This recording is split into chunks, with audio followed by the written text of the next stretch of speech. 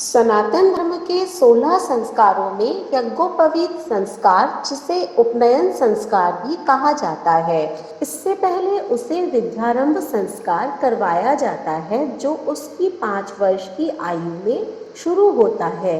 विद्यारंभ संस्कार के द्वारा उसे अक्षरों इत्यादि का ज्ञान करवाया जाता है, ताकि आगे जाकर उसे वेदों का अध्ययन करवाया जा सके। इसके पश्चात उसका यज्ञोपवीत संस्कार करवाया जाता है, जिससे उसे वेदों शास्त्रों के अध्ययन के लिए सक्षम मान लिया जाए। तो आइए जानते हैं यज्ञोपवीत संस्कार के बारे में विस्तार से। नमस्कार, स्वागत है आपका सनातन ज्ञान और संस्कार चैनल पे।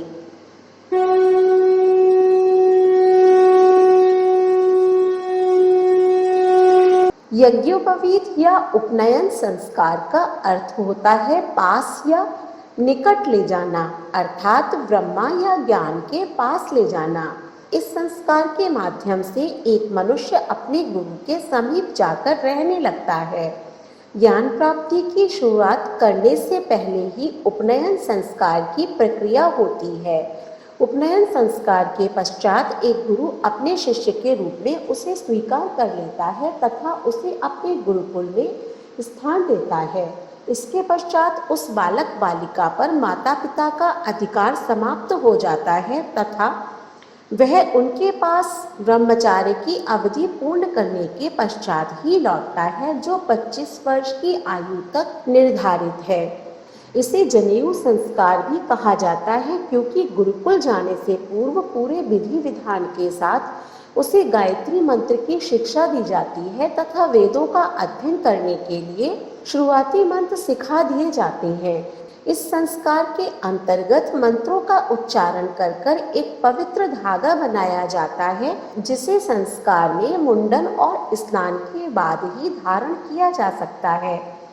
इस धागे को जनेऊ के नाम से भी जाना जाता है, जिसमें 3 सूत्र होते हैं, जो भगवान ब्रह्मा, विष्णु तथा महेश को समर्पित है, जिसे व्यक्ति बाएं कंधे के ऊपर तथा दाईं भुजा के नीचे पहनता है। अर्थात इसे गले में इस प्रकार डाला जाता है कि वह बाएं कंधे के ऊपर रहे। इस विधि को करने के पश्चात वह वेदों का अध्ययन करने के लिए सक्षम हो जाता है तथा फिर उसे सनातन धर्म के विज्ञान, रहस्य, खगोल, भूगोल इत्यादि की गूढ़ शिक्षा दी जाती है। यह संस्कार बहुत महत्वपूर्ण होता है, क्योंकि बिना वेदों के ज्ञान के एक व्यक्ति को निंदनीय समझा जाता था। एक अच्छे समाज के निर्माण के लिए व्यक्ति का शिक्षा ग्रहण करना अति आवश्यक होता है, अन्यथा समाज में उसकी कोई भागीदारी नहीं रह जाती है। इसे एक तरह से मनुष्य का दूसरा जन्म भी कहा जाता है, इसीलिए उसे द्विज भी कहा जाता है, अर्थात शिक्षा ग्रहण करने के पश्चात उसका दूसरा जन्म होता है। यह एक तरह से वेदों का अध्ययन करने के लिए प्रवेश पत्र होता है, जिसके पश्चात ही एक गुरु उसे अपने शिष्य के रूप में स्वीकार कर उसे वेदों और शास्त्रों का अध्ययन करवाता है।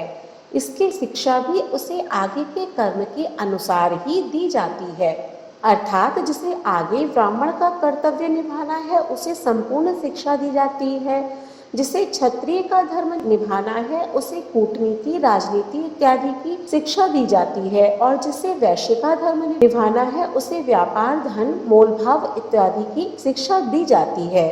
कहते हैं कि पहला जन्म माता के पेट से होता है और दूसरा यज्ञोपवीत धारण करने से होता है। माता के गर्भ से जो जन्म होता है उस पर जन्म जन्मांतरों के संस्कार हावी रहते हैं। यज्ञोपवीत संस्कार द्वारा बुरे संस्कारों का शमन कर कर अच्छे संस्कारों को स्थायी बनाया जाता है। इसी को द्विज अर्थात दूसरा जन्म कहते हैं। ब्राह्मण, क्षत्रिय और वैश्य तीनों इसलिए दिव्यजाति कहे जाते हैं। मनु महाराज के अनुसार यज्ञोपवीत संस्कार हुए बिना द्विज किसी कर्म का अधिकारी नहीं होता है। यज्ञोपवीत संस्कार होने के बाद ही बालक को धार्मिक कार्य करने का अधिकार मिलता है। व्यक्ति को सर्वविध यज्ञ करने का अधिकार प्राप्त हो जाना ही यज्ञोपवीत है। यज्ञोपवीत पहनने का अर्थ है नैतिकता एवं मानवता के पुण्य कर्तव्यों को अपने कंधों पर उत्तरदायित्व के रूप में अनुभव करना और परमात्मा को प्राप्त करना।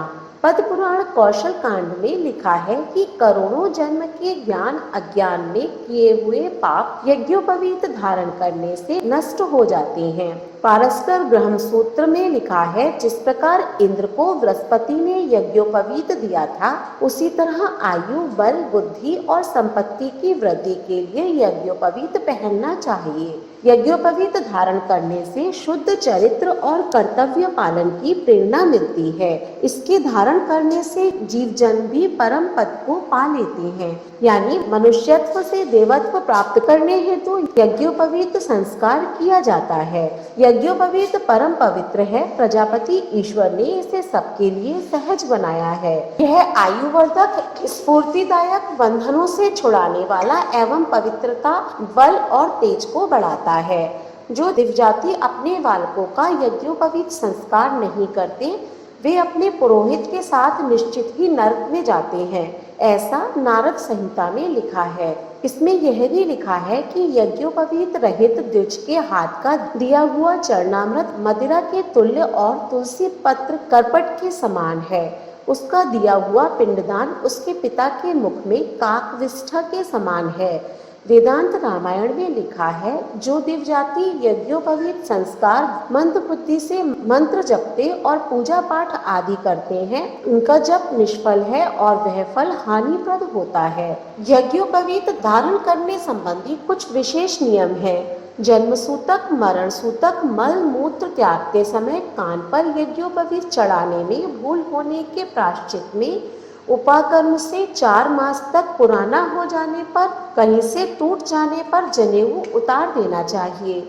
उतारने पर उसे जहाँ तहाँ नहीं फेंक देना चाहिए, वरन किसी पवित्र स्थान पर, नदी, तालाब या पीपल जैसे पवित्र वृक्ष पर विसर्जित करना चाहिए। जनेऊ को बाएं कंधे पर इस प्रकार धारण करना चाहिए कि बाएं पार्श्व की ओर ना रहे। लंबाई इतनी होना चाहिए कि हाथ लंबा करने पर उसकी लंबाई बराबर बैठे। ब्राह्मण बालक का उपवीत 5 से 8 वर्ष तक की आयु में, क्षत्रिय का 6 से 11 वर्ष तक, वैश्य का 8 से 12 वर्ष तक की आयु में यज्ञोपवीत करा देना चाहिए। ब्राह्मण का वसंत ऋतु में, क्षत्रिय का ग्रीष्म में और वैश्य का उपवीत शरद ऋतु में होना चाहिए।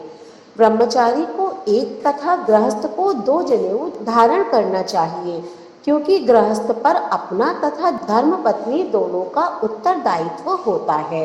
यज्ञोपवीत संस्कार के मूल रूप को अगर देखा जाए तो हमें यह देखने को मिलता है कि जीवन के सबसे पहले चरण शिक्षा की शुरुआत है यज्ञोपवीत। आज के समय में हम इसकी तुलना विद्यालय जाने की शुरुआत से कर सकते हैं। जिस प्रकार आज हम विद्यालय में अपने गुरुओं से शिक्षा प्राप्त करने से पहले प्रवेश प्रक्रिया पूरी करते हैं, ठीक उसी प्रकार गुरुकुल में प्रवेश करने से पहले यज्ञोपवीत संस्कार किया जाता था। इसका उद्देश्य छात्र जीवन में व्यक्ति को नियमों का पालन करना और दृढ़ निश्चयी बनाना होता था। हमें उम्मीद है कि आज की वीडियो में यज्ञोपवीत संस्कार के बारे में दी गई जानकारी आपको पसंद आई होगी। वीडियो अच्छी लगी हो तो इसे लाइक करें और ज़्यादा से ज़्यादा शेयर करें। ऐसे ही धार्मिक वीडियोस देखने के लिए हमारे चैनल को सब्सक्राइब करें। धन्यवाद।